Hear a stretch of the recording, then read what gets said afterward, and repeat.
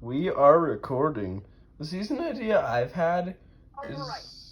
season idea I've had is like winners at war, but instead of all winners, it'd be all like first boot players. Yes, including Medevac, so like Pat Cusack, Courtney Moon.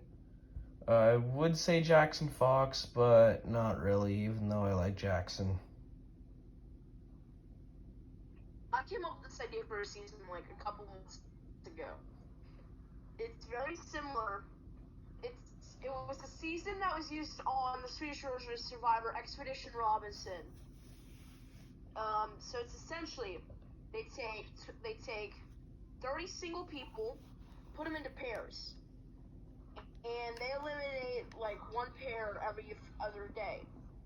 Until it comes down to a single pair, and the winner, and they will eventually, and the series is to help single people find love eventually, essentially. So it's kind of like Survivor meets Love Island in a way.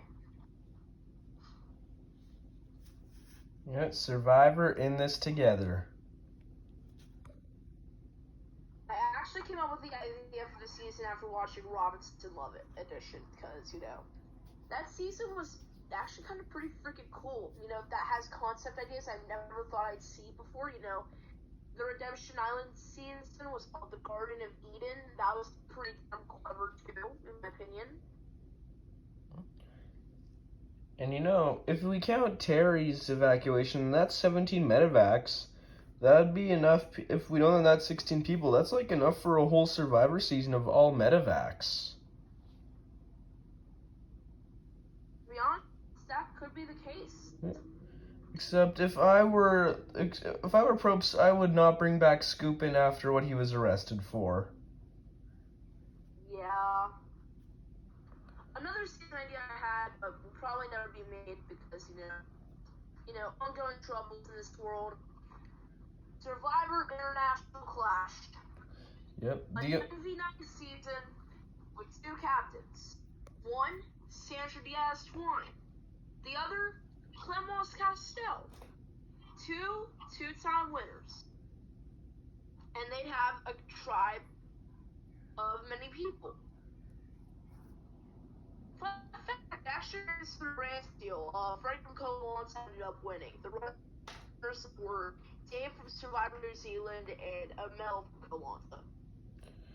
Yeah, there's a few downsides about Survivor International Clash, such as language barriers or challenges and advantages. If International Clash were to happen, because not really many of these players are used to the things we'd see on American Survivor. We'd have to get rid of the immunity idol for this, because not many foreign versions have one. Coquelin has one similar, but it's a giant freaking necklace, so I can't hide the fact that you have that.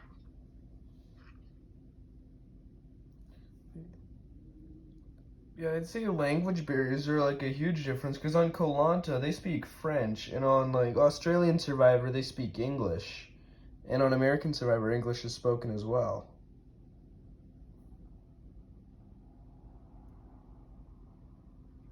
And the problem is, I had a Russian Survivor player in there, and with ongoing tensions between Russia and America.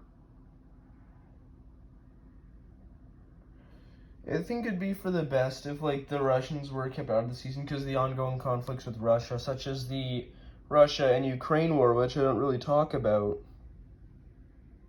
Yeah, we kind of keep the stuff out of it, so let's just move on. Another dream season I had was International Branding Sponsors Beauty. Most likely won't happen, but I kept the Russian rat bastards out of this. So I came up with a few ideas for Razor Sponsors Beauty. It involves a couple of foreign players. I included a co-launch player and an Australian Survivor player in each tribe. So in my Razor Sponsors Beauty Dream season, the Branch tribe, it's George from Australian Survivor, Branch vs. Braun,